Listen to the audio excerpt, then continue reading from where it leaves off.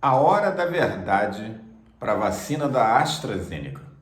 Nessa semana, uma entidade internacional chamada EMA, para European Medicines Agency, ou Agência Europeia para a Medicina, divulgou um importante documento mostrando que, após 25 milhões de vacinados com a vacina da AstraZeneca no Reino Unido e em partes da Europa, um efeito colateral que não era esperado tem aparecido de uma forma mais constante, a chamada trombose venosa. Foram 62 casos descritos de trombose venosa cerebral, 24 de trombose esplênica, trombose de um órgão que nós temos no abdômen chamado baço.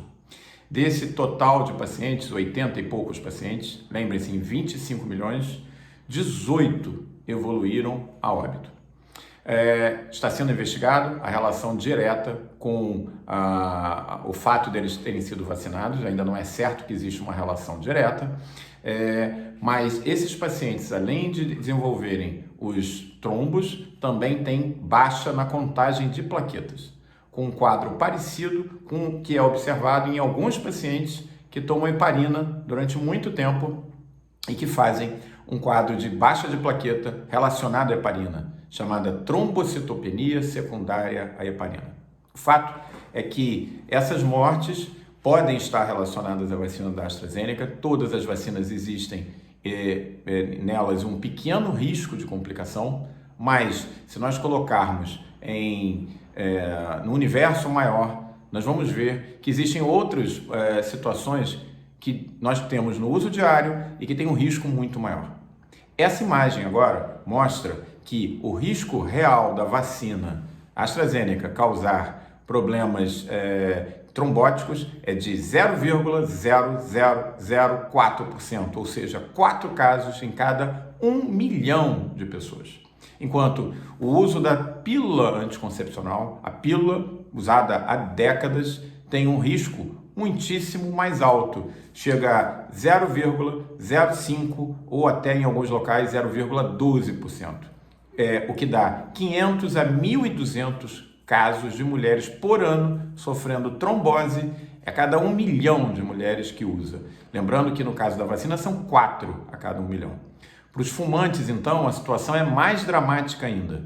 0,18 são descritos por ano 1.763 fumantes indo a fenômenos tromboembólicos para cada 1 milhão de fumantes. E quando a gente pega os dados da própria Covid, o resultado é absolutamente avassalador.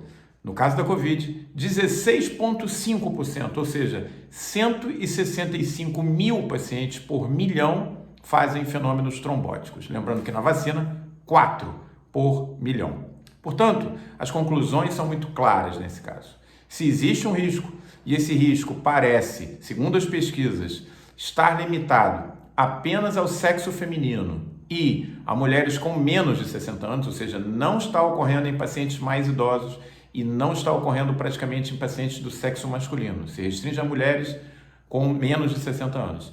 Esse risco é infinitamente menor do que aquele, por exemplo, relacionado ao uso do tabaco, uso da pílula anticoncepcional ou da própria infecção pela Covid. Portanto, não é absolutamente razão para se pensar em suspeitar da vacina ou suspender a vacinação.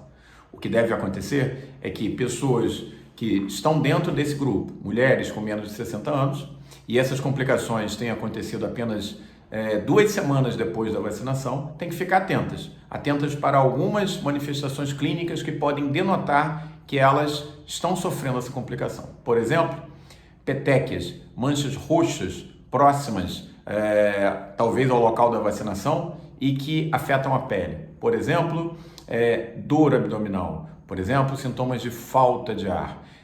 Por exemplo, alterações do sistema nervoso central, como uma cefaleia, uma dor de cabeça muito intensa. Se isso acontecer, o que tem que ser feito é se procurar o médico para que ele tome as medidas necessárias. Nesse momento, é fundamental a vacina. A vacina da AstraZeneca é uma grande arma que o Brasil tem no combate da Covid.